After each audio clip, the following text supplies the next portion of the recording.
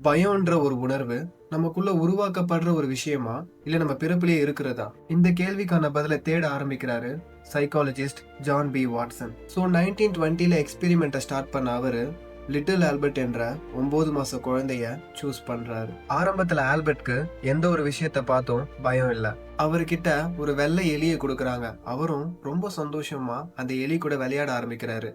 But அப்பதான் அந்த எக்ஸ்பெரிமெண்ட்ல டிஸ்டர்பிங்கான ஒரு விஷயம் நடக்க ஆரம்பிக்குது.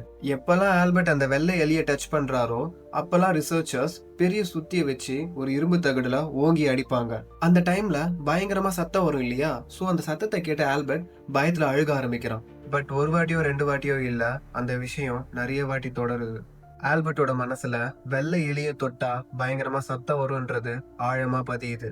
தென் இங்க ஒரு ஷாக்கிங்கான விஷயம் நடக்குது. ஆல்பர்ட்டோட மனசுல ஸ்ட்ராங்கா பதிஞ்சு இருந்தது என்னமோ, எலிய தொட்டா பயங்கரமா சத்தம் வரும், சோ தட் அவன் பயத்துல அழுக ஆரம்பிப்பான்.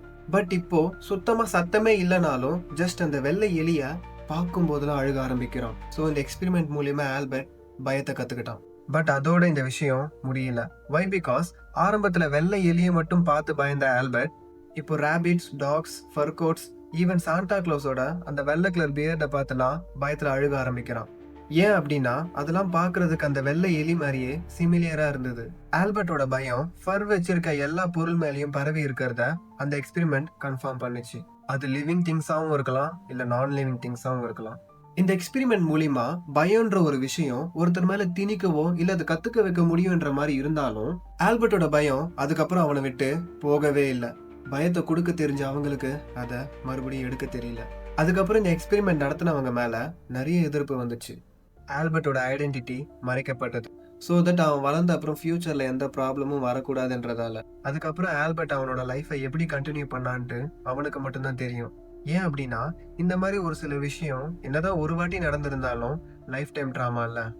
ஐ ஹோப் ஆல்பர்ட் அந்த ட்ராமால இருந்து சீக்கிரமா ரெக்கவர் ஆகியிருப்பாருன்ட்டு நம்புறேன். ஆனா அந்த எக்ஸ்பெரிமெண்ட்ல ரொம்ப ஸ்கேரியஸ்டான பார்ட் என்னன்னா, அது ஆல்பர்ட் பயந்தது கிடையாது. பயம்ன்ற ஒரு விஷயம் எவ்வளவு ஈஸியா உருவாக்கப்படுறதுன்றதுதான்.